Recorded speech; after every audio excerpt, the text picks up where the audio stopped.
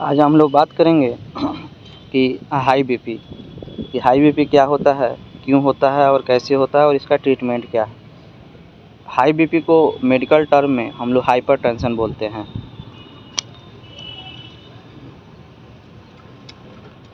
What is blood pressure?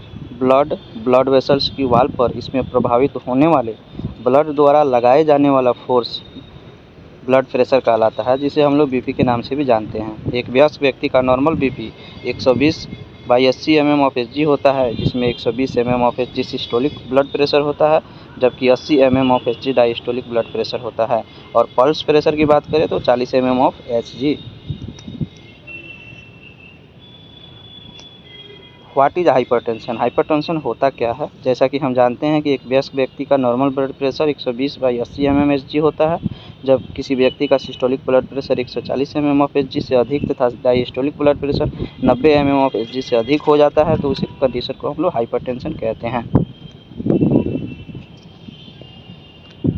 Hypertension एक chronic medical condition है।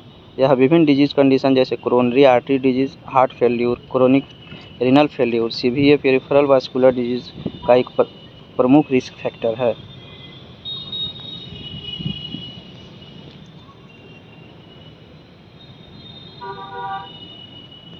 Types of hypertension में पहला आता है प्राइमरी हाइपरटेंशन। इसे आइडियोपैथिक हाइपरटेंशन भी कहा जाता है। इसका एग्जैक्ट कॉज अननोन है, लेकिन इसके कुछ रिस्क फैक्टर हैं, जैसे कि बढ़ती हुई उम्र, obesity, stress, depression. Genetic hypertension के लगभग 90% मामले इस प्रकार के होते हैं।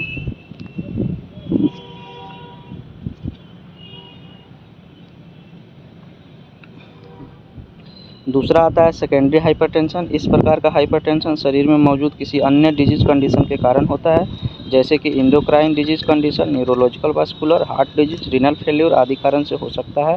प्रेगनेंसी तथा वेरस मेडिसिन लेने के बाद भी यह कंडीशन हो सकती है। इस प्रकार का हाइपरटेंशन लगभग 10% केसेस में देखा जाता है।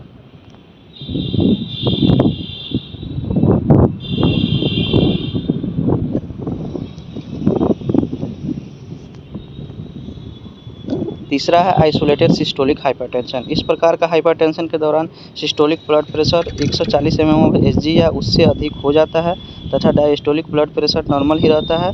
इस प्रकार का हाइपरटेंशन 50 से 60 एज ग्रुप के लोगों में अधिक देखा जाता है। Malignant hypertension. इस प्रकार का हाइपरटेंशन के दौरान ब्लड प्रेशर में बहुत तेज़ी से वृद्धि होती है। इसमें सिस्टोलिक ब्लड प्रेशर 200 mm/Hg तथा डायस्टोलिक ब्लड प्रेशर 140 mm/Hg तक पहुंच जाता है। White coat hypertension. इस प्रकार का हाइपरटेंशन के दौरान पेशेंट का ब्लड प्रेशर नॉर्मल रहता है, लेकिन जब कोई डॉक्टर और अन्य हेल्थ वर्कर ब्लड प्रेशर को मेजर करते हैं तो ब्लड प्रेशर नॉर्मल से हाई हो जाता है। इसको हम लोग व्हाइट कोट हाइपरटेंशन बोलते हैं। कॉजेज ऑफ हाइपरटेंशन: बढ़ती हुई उम्र, obesity, pregnancy, smoking, stress, sex male, खाने में अधिक नमक खाना, renal failure, neurological disease condition, respiratory disease condition, endocrine disease condition और कुछ drugs. Symptoms of hypertension: headache, nausea, vomiting, dizziness, epistaxis, confusion, restlessness, dyspnoea, anorexia, tinnitus, loss of conscious, blur vision. Treatment of hypertension, जिसमें पहला tablet आता है 1825 tablet नाम से हमारे market में अवेलेबल है। जिसकी कंपोजिशन की बात करें तो कंपोजिशन इसमें एटेनोलोल होता है। आप यहाँ इमेज में इस टेबलेट को देख सकते हैं। इसकी डोज की बात करें तो 25 mg डेली लेते हैं। दूसरा टेबलेट आता है लोसार्टस 50 टेबलेट नेम से, जिसकी कंपोजिशन की बात करें तो लोसार्टन पोटेशियम इसमें होता है। आप यहाँ इमेज में देख सकते हैं हमारे जो मार्केट में अवेलेबल है। इसकी डोज की बात करें तो 50 mg डेली लेते हैं। इसके बाद जो मेडिसिन आता है निकोडिया रिटार्ड 20 टेबलेट नाम से, जिसकी कंपोजिशन की बात करें तो निफेडिपिन सस्टेंड होता है। अगर इसकी डोज की बात करें तो 20 mg पर डेली लेते हैं।